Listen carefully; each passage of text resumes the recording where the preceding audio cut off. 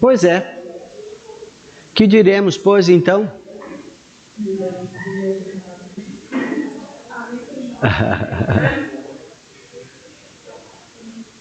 O que vocês têm a dizer em resposta a isso que vocês ouviram até agora? Quebrou essa crença, né, de falar misericórdia toda hora. Isso é melhor falar com entendimento, né? É melhor ouvir agora, porque às vezes é um vício de linguagem.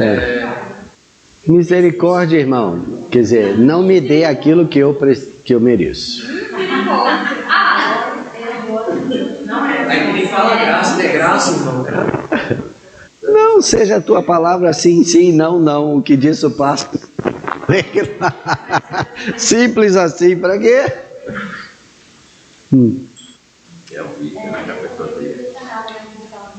E quando Deus disse, aí eu entendi que ele realmente fez muito sentido, né?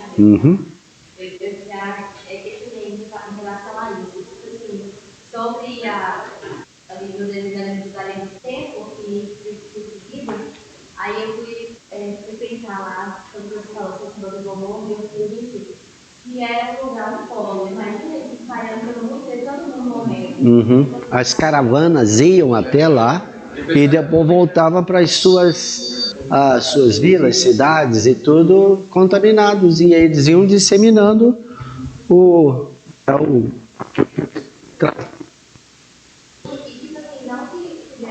hoje eu entendi que não é que Deus ele foi o apurativo, só que ele precisou tomar essas vezes que doesse, mas para tomar também a humanidade. Escolheu melhor. E sobre o porquê da autoridade na terra. Eu também.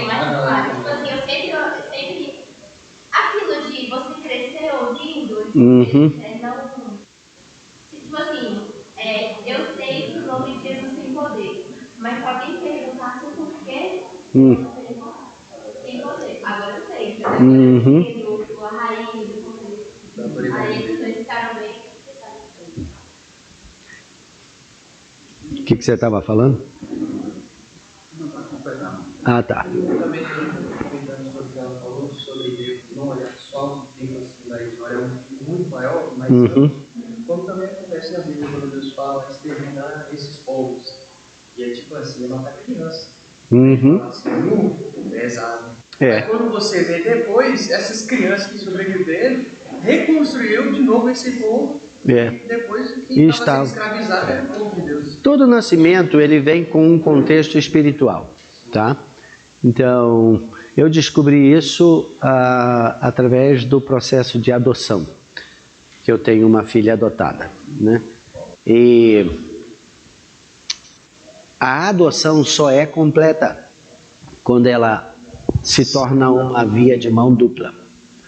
No caso, os pais adotam a criança. Isso é a mesma atitude que Deus tem em nos amar. Mas significa que ele vai ser amado? Não. Ele só vai ser amado se o outro responder positivamente ao amor recebido e o amar de volta. E é isso que gera salvação ou relacionamento, né? Como a Bíblia nos mostra. Então, não é o amor de Deus que nos salva. O que nos salva é o nosso amor para com Ele, porque o amor dele para conosco, nós já temos isso garantido, né? Da mesma forma, a adoção. Os pais adotam uma criança, mas a criança sempre vai se sentir rejeitada, sempre vai se sentir fora do ninho. Eu não pertenço a esse lugar. Essas pessoas tiveram pena de mim. Meu pai e minha mãe não me quiseram, eu sou um lixo, né? Ela vai se sentir desta forma o tempo todo, até que ela toma a decisão de receber de boa o amor dos pais e começa a amá-los também como seus pais. Então, nesse caso, a criança adota os pais.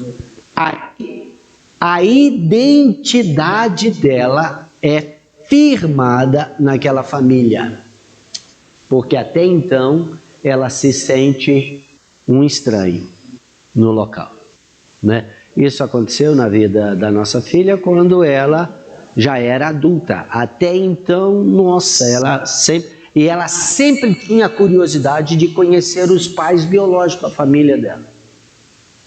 Quando ela tomou a decisão de nos adotar, então isso veio para toda a família. A minha mãe passou a ser literalmente a avó dela. Os meus sobrinhos passaram a ser literalmente os primos dela.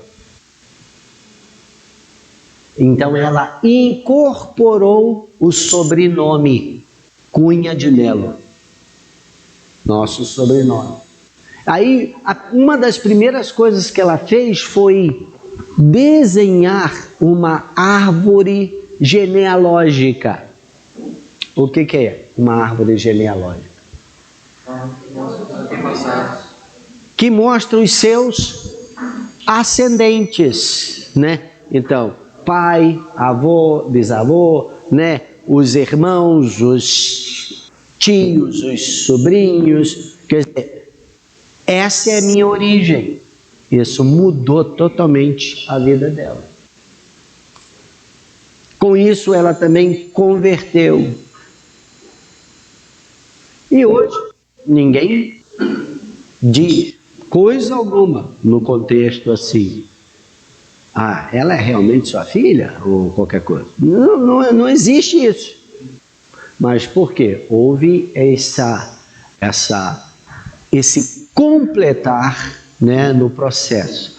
Da mesma forma, tem muita gente que não se sente filho, filha de Deus. Eles se sentem, né, incluídos, mas por pena, pela misericórdia e não exatamente pela graça. E aí vivem, e aí isso acaba gerando, né, desenvolvendo uma atitude religiosa que inclui sacrifício. Ah, porque se eu não fizer isso, Deus vai pesar a mão. E Deus nos ama de graça, independente do que você venha fazer. Ele espera sim que você realmente represente quem você é, filho, filha dele. Ele quer sentir orgulho, como os pais sentem pelos seus filhos. Ele quer dizer de você, de mim, como ele disse sobre Jesus: este é o meu filho amado, que me dá muito prazer. É isso que Deus quer falar de mim, de você. Mas isso significa que eu preciso entender esse contexto. Ele me quis, independente do meu nascimento, independente da história dos meus pais a me gerarem. Ele me quis. Só por saber disso já deve ser uma transformação. Eu vi há muito tempo atrás um filme épico, né? Coisa de história, né? Lá do Egito. E na época estava sendo construído, no filme, né, as pirâmides. E tinha lá um faraó, lá, um rei lá, que ele queria, né, as pirâmides na realidade foram construídas para serem túmulos dos reis, da família real. E ele queria que fosse, né, um túmulo inviolável, que ninguém pelo lado de fora pudesse penetrar, né, pudesse arrombar, entrar lá dentro. E tinha uma família de engenheiros e tinha um sistema que realmente se tornou uma coisa totalmente possível, tá? Então ele contratou, não eram egípcios, ele contratou de outra nação tudo essa tecnologia. Então essa família, né, de engenheiros estavam lá morando no Egito e construindo a pirâmide. E o rei ficou muito contente, muito satisfeito com todo o progresso, tudo que estava acontecendo. E um dia ele chamou um desses, que era o engenheiro da obra, né, que era o filho de um... ele e o pai trabalhavam junto, a família toda trabalhando. Então ele foi lá no palácio, a chamado do rei, e o rei queria lhe dar um presente, contemplá-lo com alguma coisa, né, assim, mostrando para ele a apreciação. E ele falou assim: não, eu não quero nada não, eu não preciso, eu não estou fazendo nada demais, você está me pagando e está pagando bem pelo nosso trabalho, então não precisa me dar nada extra, né? E o rei: mas você não tem nada que te agrade aqui, que eu posso facilitar e tudo? Não precisa. E nisso ele viu a rainha maltratando muito uma escrava. E de repente, aquela escrava, ela tinha quebrado um objeto lá da rainha, e ela ficou tão furiosa que ela ordenou que matasse a escrava.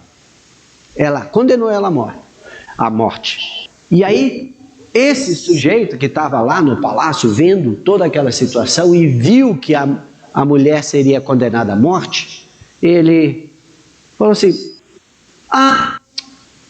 eu acho que eu quero alguma coisa assim. Ele falou: então o que você quer? O que eu posso te dar? Eu quero essa escrava. E o rei falou: é totalmente sua, pode levar. E ele levou a mulher para onde ele morava. E a mulher era um estrupício, ela era difícil, ela estava, né? E o pai dele ficou chateado com ele. Como que você não pediu nada ao rei? Você tinha tudo lá na mão, você podia pedir isso, pedir aquilo. Agora você trouxe essa mulher que, olha só, ela não faz nada, que ela só é um peso. Ela era difícil. Aí o filho: pai, você não entendeu. Eu não trouxe ela para ser escrava nossa. Eu não a trouxe para ser a serva nossa. Eu a trouxe porque ela ia morrer aquela rainha, ela foi condenada à morte. Então eu a pedi ela da morte. E aí o pai ficou olhando para ele. A mulher estava lá do lado, ouvindo. Isso foi suficiente para mudar toda a atitude. Mesma hora, ela se sentiu o quê? Amada, valorizada. E ela mudou totalmente a atitude dela e começou a servir a família, a ser querida, a ser, né, útil. É isso que acontece quando o adotado, a adotada, adota também a família que a adotou. É isso que acontece. Você, olhamos para e realmente entendemos: Ele é o meu Pai que está nos céus. Então você não está fazendo absolutamente nada por obrigação, porque você foi mandado. Você está fazendo o que você faz numa atitude de quem você é, filho, filha do Deus eterno. Então, gente, santificação é esse processo natural. Está amarrado, né? Santificação é esse processo natural que acontece na nossa vida. Não é um peso, não é uma imposição religiosa. Não, é o fluir natural do Espírito em você. Que Deus outorgou seu próprio Espírito em nós, que nos caracteriza filho, filha do Deus Altíssimo. E você acha que isso não é conhecido no mundo espiritual? Você vê lá em Atos capítulo 19, 7 filhos de um determinado sacerdote chamado Cefas. Eles eram, né,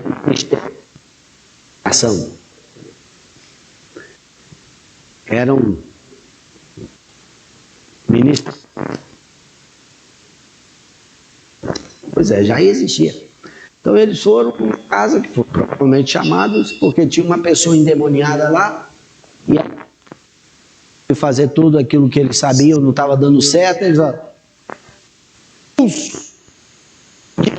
dizem a quem Paulo prega. Aí o endemoniado, né, virou para ele e falou assim: eu sei, conheço a Paulo.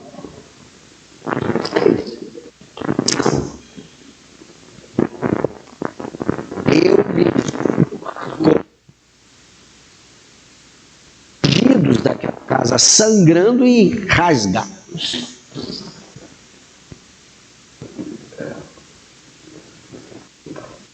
Tem a ver com absorver ou realmente assumir quem nós somos, filho, filha de Deus. Mas isso não pode ser simplesmente eu estou impondo esse título sobre mim. Ele tem que ser coerente com quem Deus é. Então, a autoridade no nome de Jesus. Não é simplesmente mágico dizer o nome de Jesus. Não. Falar, agir, ordenar no nome de Jesus significa literalmente eu estar em harmonia com o que o nome de Jesus representa na minha vida. É isso. Isso está diretamente em harmonia com o terceiro mandamento. Tem o primeiro, o segundo, o terceiro e tem até o 10. Qual que é o terceiro mandamento? Não sabe, né? Não fez catecismo, não decorou os 10 mandamentos. Terceiro mandamento: não tomarás o nome do Senhor teu Deus em vão, porque o Senhor não terá por inocente o que tomar o seu nome em vão. O que isso significa? Vício de linguagem? Ai, meu Deus! Já viu como é que é? Lá, os católicos dizem, minha Nossa Senhora. Os crentes dizem, ai, meu Deus! Jesus Cristo, misericórdia. Vício de linguagem. Não tomar o nome do Senhor em vão é você ser reconhecido ou se apresentar como um filho, filha de Deus, cristão, mas ter o seu caráter contrário ao caráter dele. Isso leva as pessoas a blasfemarem o nome de Jesus, a serem decepcionados com Deus por causa do seu testemunho. Isso é tomar o nome de Deus em vão. Então, um crente não pode, em hipótese alguma, comprar fiado e não pagar. Não pode. Porque ele representa Deus. E quando ele faz isso, o que é que fica em evidência? O Deus que ele representa. Vocês estão me entendendo?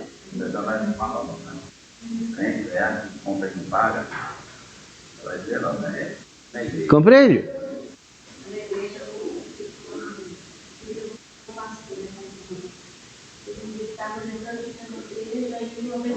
Eu não comprei isso não, porque aí ele foi lá no almoçar e falou, gente, a gente precisa ser cristão, hein? A gente tem que comprar e pagar. Então nós vamos vender, mas não vamos deixar de pagar depois, não vender à vista, porque o irmão está até discutindo a conta. Então isso falou que depois que comeu, esqueceu que comeu, está devendo. Até brigando com a irmã lá que não está devendo. Então isso é errado. Não, isso aí não é papel de cristão nenhum. Não é. Então isso, aí você vê Jesus ensinando a oração do Pai Nosso, e ele diz, vocês devem orar assim, Pai Nosso que estás nos céus, santificado seja o teu nome.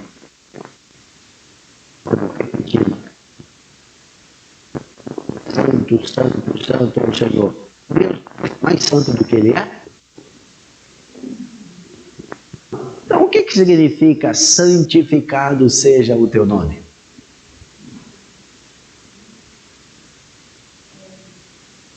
É através de mim, através de nós, santificado seja o teu nome, na maneira como eu falo, na maneira como eu ajo, na maneira como eu me relaciono com as pessoas ao meu redor, que eles veem através das minhas atitudes a tua glória, o teu caráter revelado. É a mesma coisa do terceiro mandamento, não tomar o nome do Senhor em vão. Isso vem para nós através da revelação do caráter de Deus, natureza e caráter de Deus. Quando nós entendemos que nós não estamos desconectados do Criador e de como Ele fez e da estrutura que Ele estabeleceu para que eu viva nela.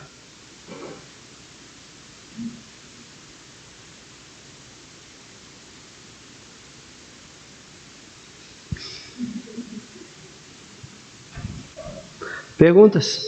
Comentários?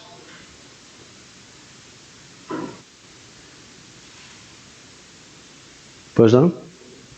É bem difícil de falar, mas quando a gente fica brincando, tipo, cheguei a arrupiar, essas brincadeiras, meio que falando que meio que o Espírito Santo desceu sobre a gente. Como é que é o negócio? Quando a gente começa a brincar do tipo, cheguei a arrupiar, mas no sentido de brincadeira. Sim, esse é uma forma de a gente colocar no sentido. Olha, eu não vejo que seja assim. Na maioria das vezes, as nossas brincadeiras que saem fora daquilo que seria o normal é por imaturidade, né? Mas a Bíblia também nos ensina, e os pais também vivem assim, a Bíblia nos ensina que Deus não leva em conta o tempo da ignorância, correto? Então Deus, nossa, o amor é tão tolerante, mas à medida que nós vamos crescendo em conhecimento de Deus, nós também vamos desenvolvendo em nós maturidade. E aí, da mesma forma que os pais são longânimos para com seus filhos, eles não exigem dos filhos pequenos um grau de maturidade que as crianças não têm, eles são tolerantes e até riem das bobagens que as crianças fazem. Ri ou não ri? Mas quando as crianças já estão grandes, falam assim, menino, você já está meio crescidinho para fazer isso, não? Não é mais ou menos assim? Você acha que a gente aprendeu paternidade de quem?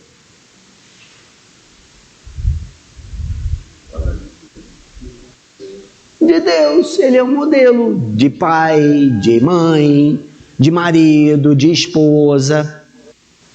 Ele é um modelo. Nós aprendemos dele. Lembra que eu falei? Não tem nada em você que também não exista em Deus. O que você faz com aquilo que ele te deu, ou a maneira como ele te formou, aí já é outra coisa. Mas você tem a capacidade que tem porque recebeu de Deus. E como ele é aquele que conhece todo o nosso coração, todas as nossas intenções, motivações, ele também sabe se aquilo é ignorância ou é egoísmo, imaturidade ou é intenção do coração.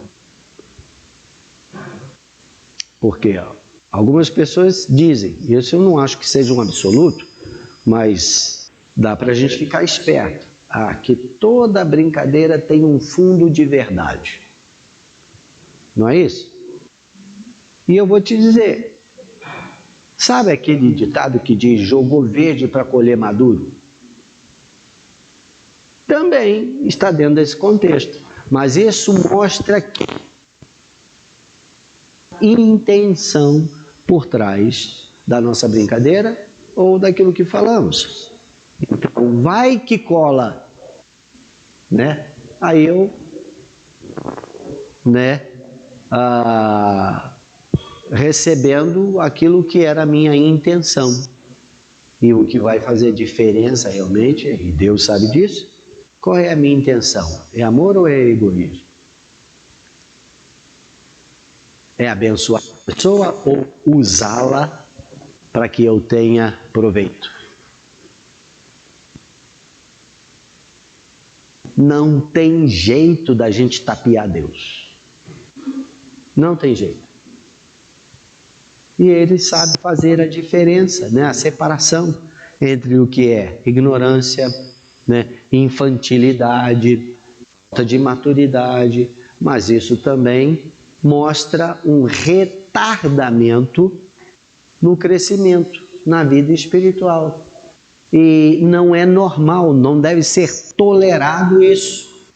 Uma criança que não cresce, os pais logo ficam preocupados, porque eles começam a comparar com outras crianças. Ué, mas meu filho não está crescendo, então o que ele faz?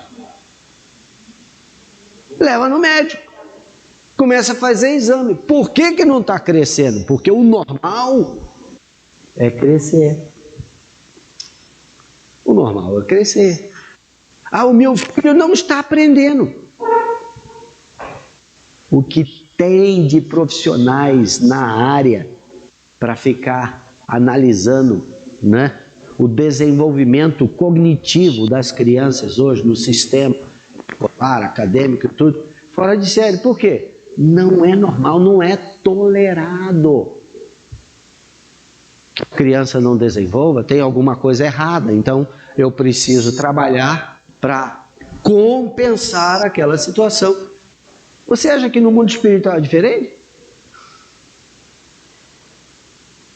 Então, uma pessoa que é infantil na vida espiritual e na vida emocional, ela não desenvolve respeito das outras pessoas para com ela.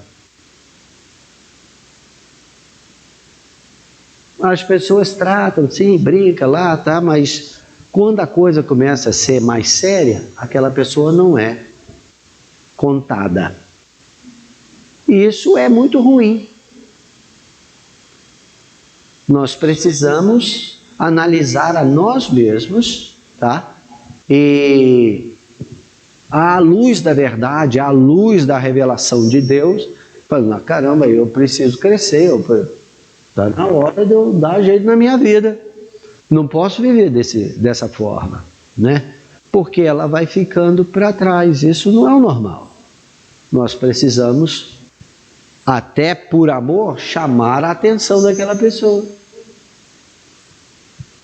Pô, fulano, está acontecendo isso, eu estou vendo isso na sua vida. Você acha que isso está sendo legal? Está sendo normal? Não, a gente tem que chegar junto. Isso é amor. Por causa da minha história e tantas coisas que aconteceram, que algumas dessas coisas vocês já ouviram, eu tinha horror à crítica. É por isso que pessoas que são assim, têm esse sentimento de rejeição, desenvolve perfeccionismo. Porque quando você faz tudo perfeito, eliminando o quê? A crítica. Quer dizer, a pessoa só vai receber elogios. Mas elogio é crítica? Não é. Aí alguém fala assim, não, mas tem crítica construtiva, crítica destrutiva. Balela. Crítica é crítica. Falar sobre alguém ou sobre o que esse alguém faz, apontando o que está ruim e o que pode ser melhorado. Isso é crítica. Se ela é construtiva ou destrutiva, vai depender da atitude com a qual você recebe a crítica. Não é isso? Se você é uma pessoa orgulhosa, você vai ficar cheio de dedos, né? Quem pensa que pode falar assim com o outro, não sei o que, você vai recusar.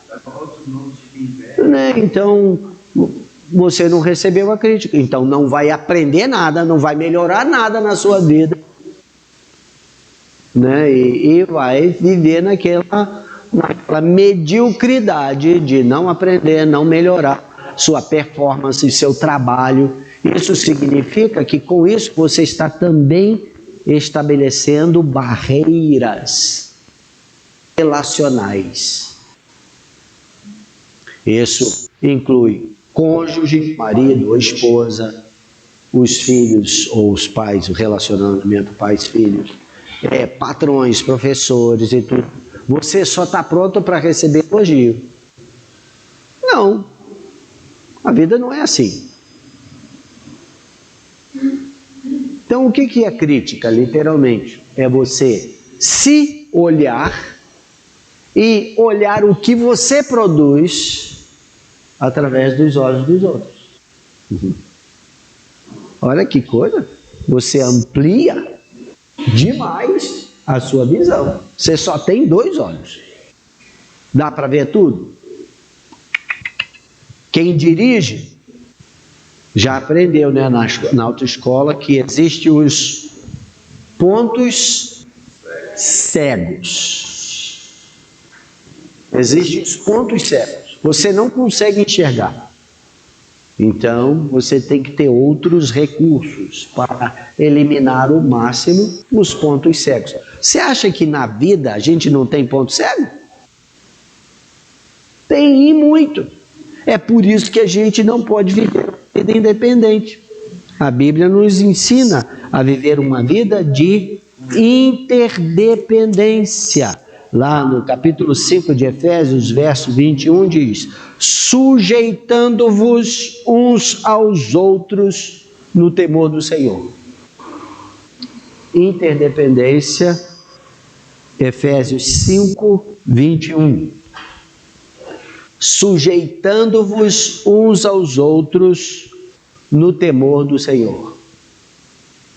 E isto também está sujeito à crítica. Como você reage quando alguém fala alguma coisa negativa sobre você ou sobre o que você faz?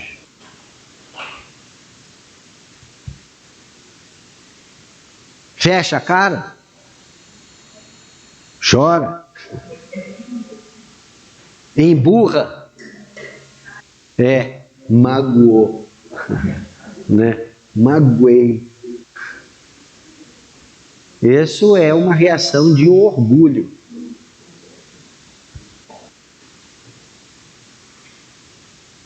Uma reação de orgulho. E é contrária ao amadurecimento e crescimento pessoal, espiritual, emocional. Tudo isso. Nós precisamos ter o interesse, a intencionalidade de crescer, de desenvolver, de nos tornar melhores todos os dias. E isso vem através do convívio, né? O processo de santificação é esse.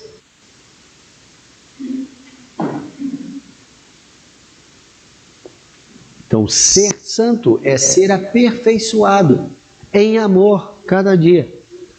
Lá, 1 João 1,7 diz: se andarmos na luz, como Ele está na luz, mantemos comunhão uns com os outros. E o sangue de Jesus, seu Filho, nos purifica de todo o pecado.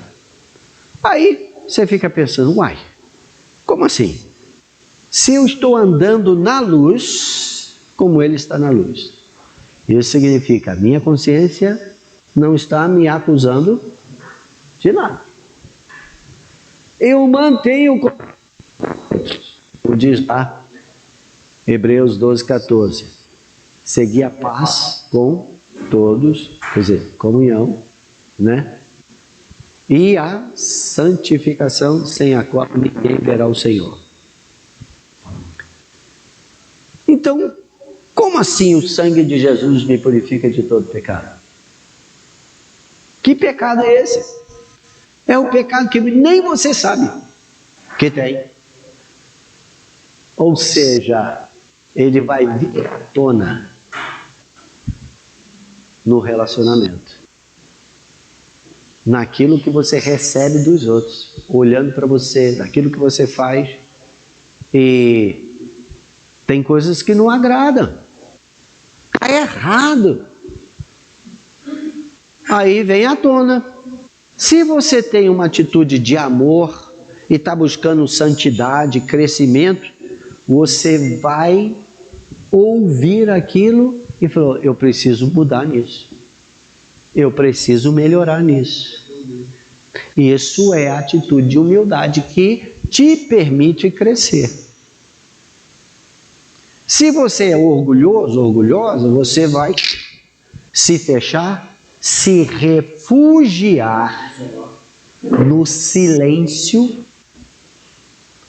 recusar conversar, recusar comunicar, vai ficar dentro do seu casulo.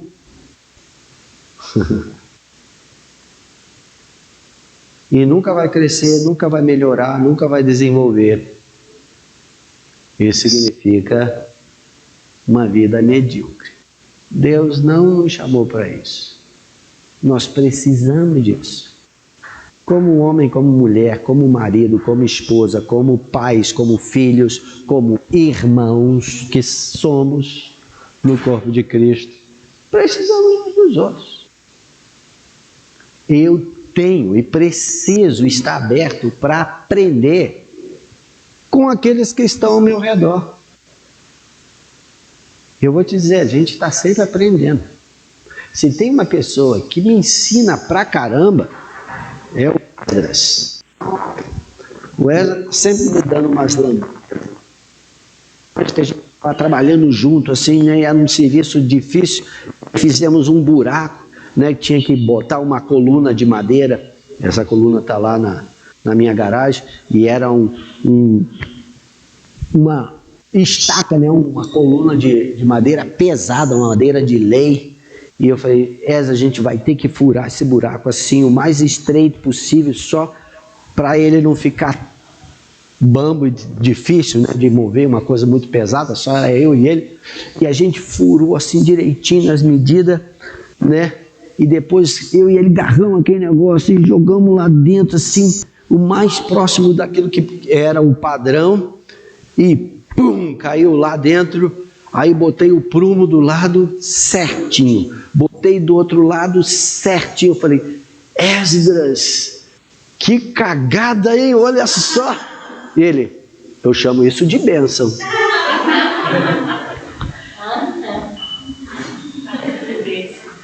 Uma lambada, né, que eu nunca esqueci. Eu chamo isso de bênção.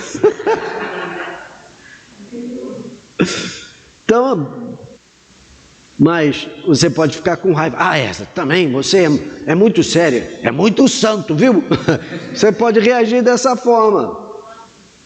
Ou então, falando, você está certo.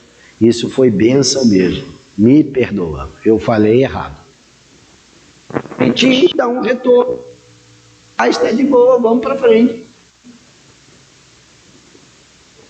Marido e mulher, gente, tem essa tendência, porque é o relacionamento mais próximo, mais íntimo, de se refugiar no silêncio. Ou então abrir a torneira. Também você não é perfeito? E toca o pau, né? Então, isso é uma maneira de falar, não vem falar dos meus defeitos não, senão eu vou expor os seus também. É uma maneira de reagir assim, para calar a voz da outra pessoa. Isso é ignorância, totalmente o contrário a amor. Nós temos que aprender uns com os outros, porque fomos unidos, chamados a viver num corpo. Isso é interdependência. Misericórdia, Senhor, não é isso? Então, mais alguém quer falar alguma coisa sobre isso que a Bíblia nos ensina, que eu estou compartilhando com vocês? Essa linha do tempo aqui, deu para entender? Eu acho que tem uma caneta preta que eu deixei em algum lugar. Tá aí. Então, Deus é soberano, Ele é Senhor, mas neste mundo aqui, não pensa que tudo que acontece porque é a vontade de Deus. Não é. Mas porque Deus tolera, porque Ele confia em nós. Isso aqui é a história. Opa, tô ruim mesmo. História do homem.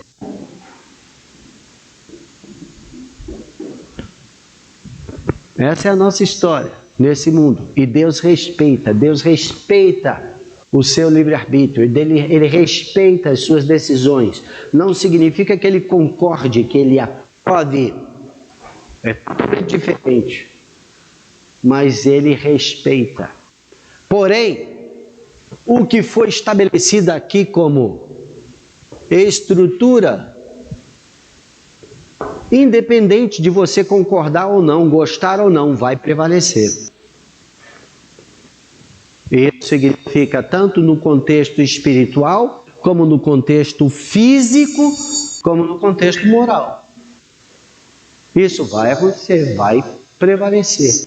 E ele, como soberano, ele tem como agir aqui. Quando a coisa ficou ruim, saiu mesmo fora do contexto, e isso aconteceu mais ou menos aqui, que foi o que?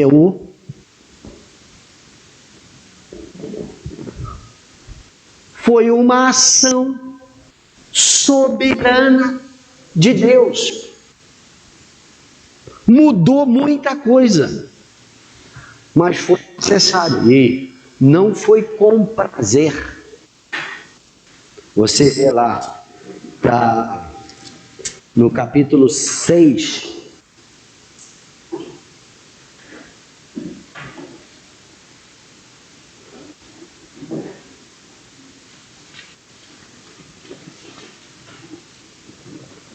capítulo 6 de Gênesis, verso 5 e 6, diz assim: Viu o Senhor que a maldade do homem se havia multiplicado na terra e que era continuamente mal todo o desígnio do seu coração.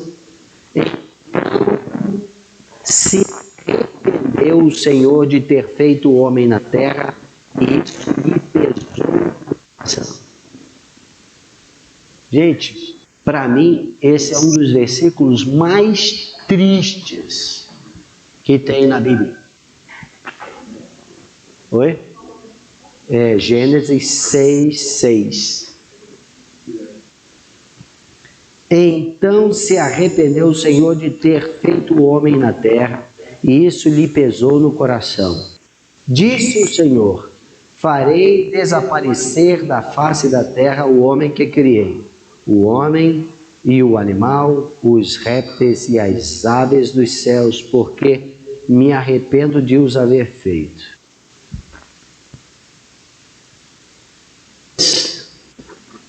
Né? Agora, aqui o termo é emprestado, arrependeu-se o Senhor. A gente usou o termo emprestado do significado, né? Quer dizer, pesou no coração, né? Foi muito complicado. Mas literalmente arrependimento é quando você faz alguma coisa errada. Deus não fez nada errado. Isso mostra o quê? Desapontamento. Alguma coisa que saiu fora do prumo, do planejado, do objetivo. Saiu fora do objetivo. Não era para ter acontecido. Mas Deus desistiu da ideia? Não. Por que você acha que ele não desistiu da ideia?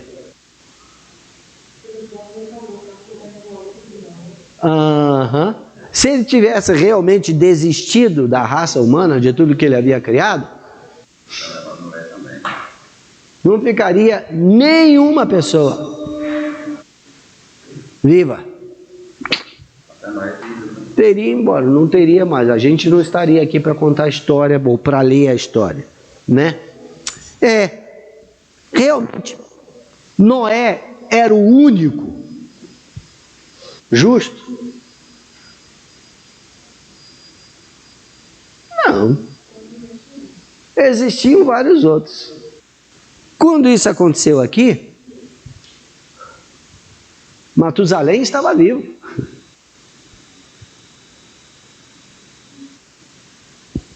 E tinham vários que são citados aqui na história da humanidade, que estavam vivos, porque as pessoas viviam 900 anos em média. Então, esses aqui conheceram Adão. Estava ali várias gerações juntas. Mas, em geral, a raça humana, né? E Deus, ele tem que estabelecer limites. Muitas coisas foram mudadas no mundo. Uma delas, por exemplo, não existia animais carnívoros antes do dilúvio. Humana e nem animais. Isso só aconteceu, Deus só abriu exceção para isso depois do dilúvio. Você vê lá, por exemplo, na estrutura que Deus havia feito, né? Capítulo 1 de Gênesis, verso 29. E disse Deus ainda: eis que vos tenho dado todas as ervas que dão semente e se acham na superfície de toda a terra, e todas as árvores em que há fruto que dê semente. Isso vos será para alimento. E a todos os animais da terra, e a todas as aves dos céus, e a todos os répteis da terra, em que há fôlego de vida. Toda erva verde lhe será para mantimento. E assim se fez. Só existia vegetariano.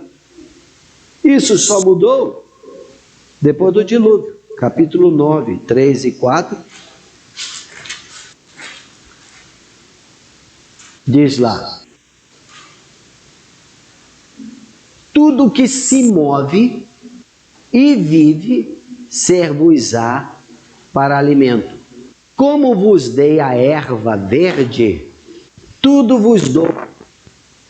Carne, porém, com sua vida, isto é, com o seu sangue, não comereis.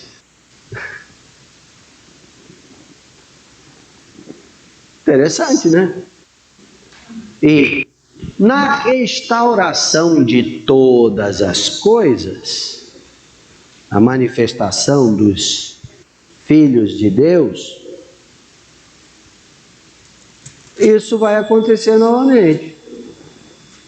Então, se você gosta de um churrasco, aproveita agora. Por quê? Olha lá, Isaías capítulo 11. Isaías 11.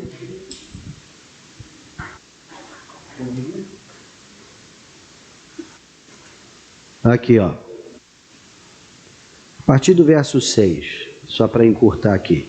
O lobo habitará com o cordeiro, e o leopardo se deitará junto ao cabrito. O bezerro, o leão novo e o animal cevado andarão juntos, e um pequenino os guiará. A vaca e a ursa pastarão juntas, e as juntas se deitarão. O leão comerá palha como o boi. A criança de peito brincará sobre a toca da áspide, e o já desmamado meterá a mão na cova do basilisco. Não se fará mal, nem dano algum, porque a terra se enche do conhecimento do Senhor, como as águas cobrem o mar. Isso é o que está por vir. Então, nós teremos uma transformação desse mundo todo, segundo aquilo que o foi antes do dilúvio.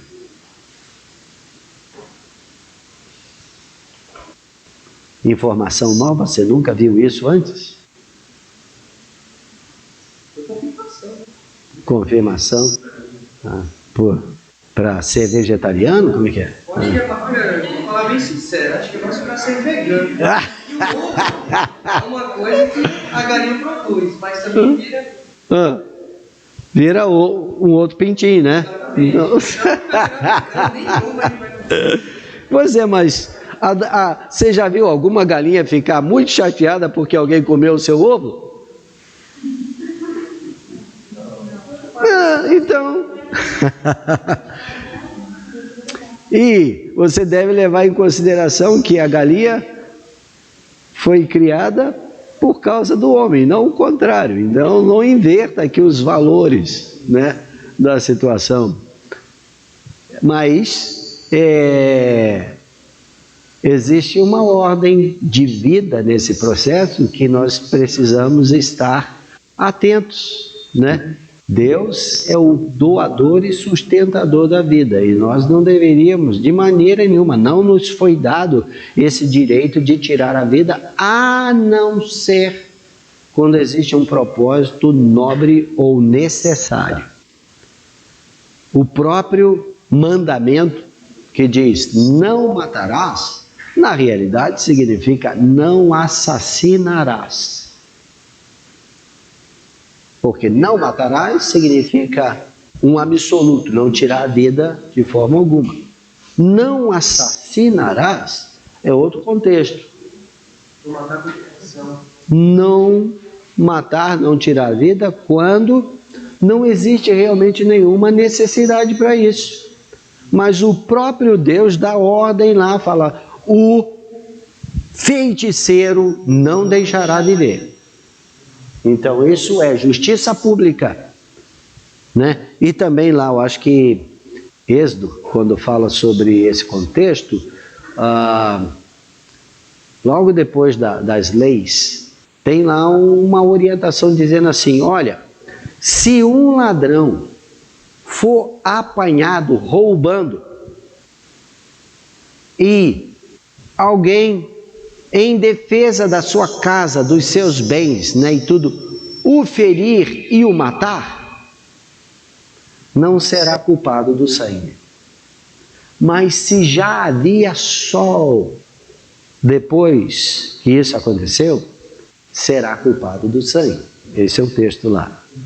Isso levando em consideração que, na maioria das vezes, os roubos, os assaltos ou qualquer coisa assim, acontece durante a noite, tá? Mas aí o sujeito lá, o dono da casa, viu que aconteceu, mas o cara conseguiu escapar, e aí, do outro dia, ele encontra ele e elimina. Isso é o quê? Assassinato. Agiu em justiça própria. Mas para isso existe leis, existe a polícia, existe juízes para julgar a coisa. Nós não temos o direito de agir em justiça própria. Mas se é no afã da coisa você está em legítima defesa, é justificável. Então o próprio mandamento precisa ser colocado dentro de um contexto de lógica. Mas quando todas essas coisas estiverem, né, já estabelecidas em cima daquilo que é o plano de Deus desde o início, ou seja, uma vida em amor, não vai haver nenhuma necessidade de praticar qualquer coisa contra a vida, qualquer ação contra a vida. Por quê? Vai faltar alimento? Não. Para ninguém. E você acha que Deus não tinha colocado todo o contexto de vitaminas, proteínas e tudo mais naquilo que ele havia criado? Sim. Mas o dilúvio mudou o próprio clima da terra. Mudou tudo. Isso aí fica aí como matéria para os curiosos quererem explorar e ver, né, a beleza que existia, as mudanças que aconteceram, até em termos climáticos, né, na natureza toda. Tudo mudou depois do dilúvio, mas isso faz parte dessa ação de Deus em relação a esse mundo. Deus, gente, é extremamente respeitador. Muitas vezes nós até gostaríamos que ele não fosse tão respeitador, mas ele é. Sinceramente, sabe que já orou para alguém morrer?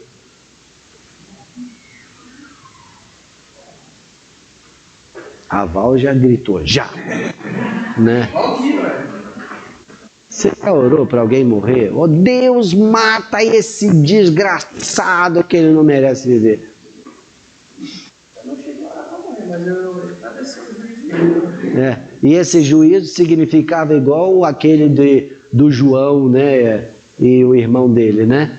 Desça fogo do céu e queime esses miseráveis, né? Assim, mano, né? Pois é.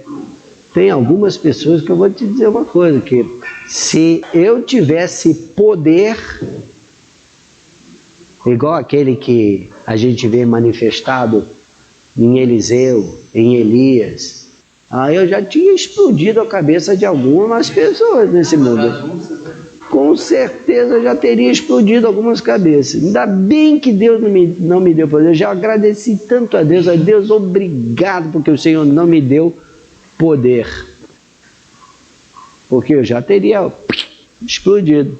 Lembra do Elias? Se eu sou homem de Deus, que desça fogo do céu e consuma a ti e os teus 50. E queimaram todos.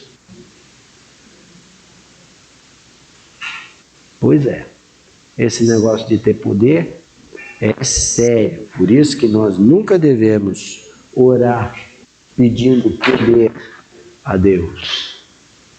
A oração do Pai Nosso diz, né?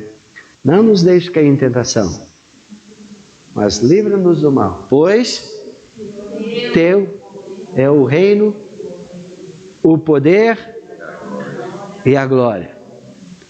Não cobice o que é de Deus, porque você não vai ter estrutura para lidar com aquilo. Te vejo amanhã.